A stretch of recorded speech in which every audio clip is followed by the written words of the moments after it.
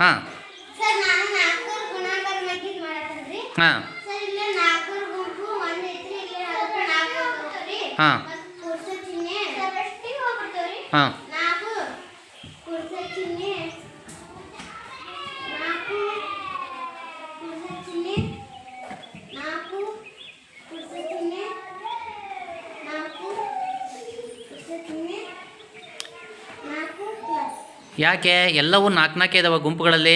Yes sir. ಹಾಂ 4ರ ಸಮಾನ ಗುಂಪುಗಳಿದಾವೆ, ಹೌದಿಲ್ಲ? Yes sir. ಹಾಂ ಸರಿ, ಈಗ ಅದನ್ನು ಗುಣಾಕಾರ ರೂಪದಲ್ಲಿ ಬರೆದಾಗ ಏನಾಗುತ್ತೆ?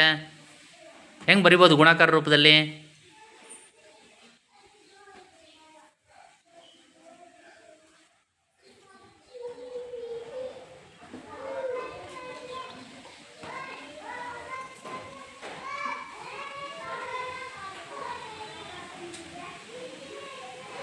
ಸರಿ, ಯಾಕೆ ಅಷ್ಟಾಯ್ತು? ಏನು ಬರದೆ ಇವಾಗ ಗುಣಾಕಾರ ರೂಪದಲ್ಲಿ ಏನಾಯ್ತದ?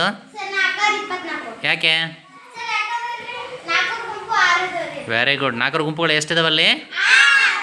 4ರ 6 ಗುಂಪುಗಳಿದ್ದಾವೆ. ಸೊ ಹಾಗಾಗಿ 4 ಅವು ಎಷ್ಟು ಗುಂಪುಗಳ ಸಂಖ್ಯೆ ಇದೆ ಅಷ್ಟು ಗುಂಪುಗಳನ್ನು ಗುಣಾಕಾರ ಮಾಡಿದಾಗ ನಮ್ಗೆ ಎಷ್ಟು ಬರುತ್ತೆ? 24 ಬಂತು. ಓಕೆ.